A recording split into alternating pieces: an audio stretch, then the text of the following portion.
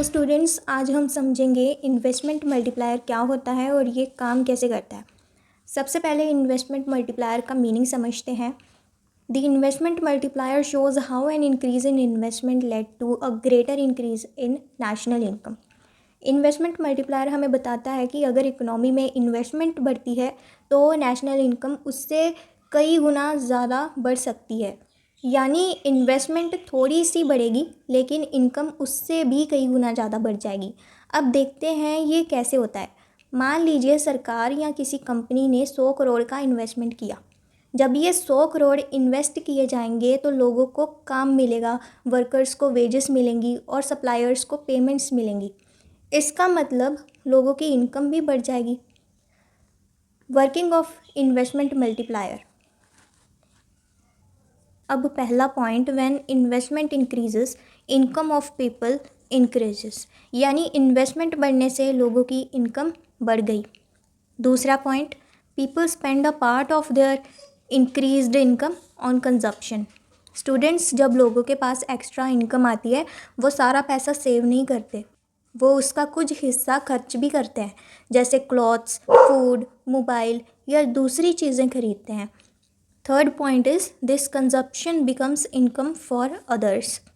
जो पैसा हम खर्च करते हैं वही पैसा किसी शॉपकीपर, बिजनेसमैन या प्रोड्यूसर की इनकम बन जाता है। यानी एक व्यक्ति का एक्सपेंडिचर दूसरे व्यक्ति की इनकम बन जाता है। Fourth point is the process continues causing a multiple increase in national income. अब जो इनकम शॉपकीपर को मिली वो भी उसका कुछ हिस्सा खर्च करेगा, फिर वो पैसा किसी और की इनकम बन जाएगा। ये प्रोसेस बार बार चलती रहती है, इसी वजह से नेशनल इनकम कई गुना ज़्यादा बढ़ जाती है। अब न्यूमेरिकल एग्जांपल देखते हैं। सपोज़ कीजिए हमारे पास इंक्रीज इन इन्वेस्टमेंट 100 करोड़ है और marginal propensity to consume MPC 0.8 है। सबसे पहले हम फाइंड करेंगे मल्टीप्लायर। मल्टीप्लायर का फॉर्मूला होता है 1/1 minus MPC।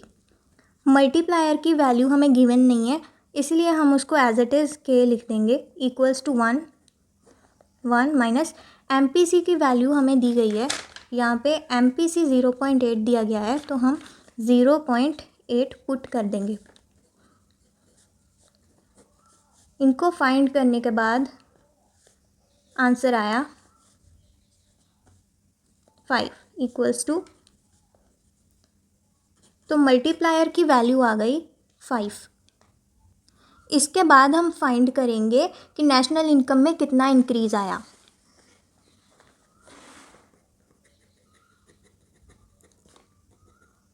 Increase in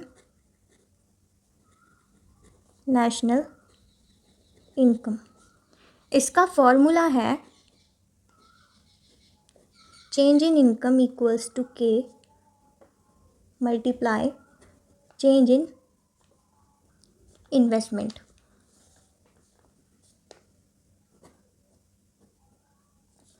change in income की वैल्यू हमें गिवन नहीं है, उसको हमने एज इट इज़ लिख दिया।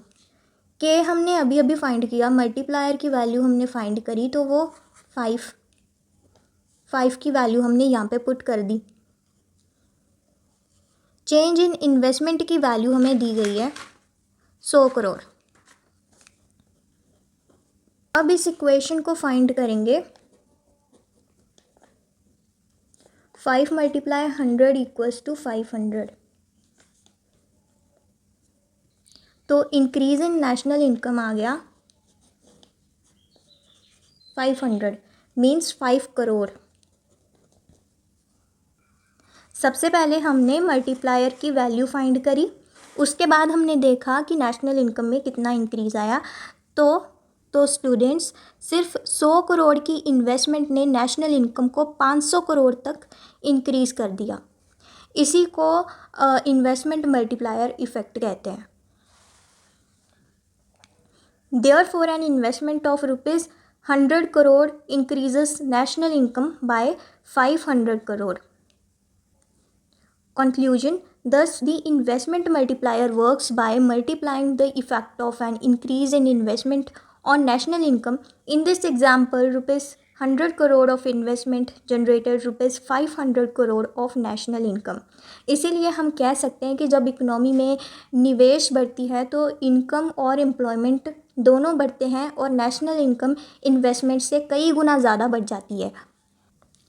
इस आंसर को आप एज इट इज़ अपने एग्ज़ाम में लिख सकते हो। एग्ज़ाम में न्यूमेरिकल एग्जाम्पल ज़रूर लिखना, क्योंकि इससे आंसर ज़्यादा इंप्रेसिव लगता है और मार्क्स मिलने के चांसेस बढ़ जाते हैं। Thank you, thanks for watching.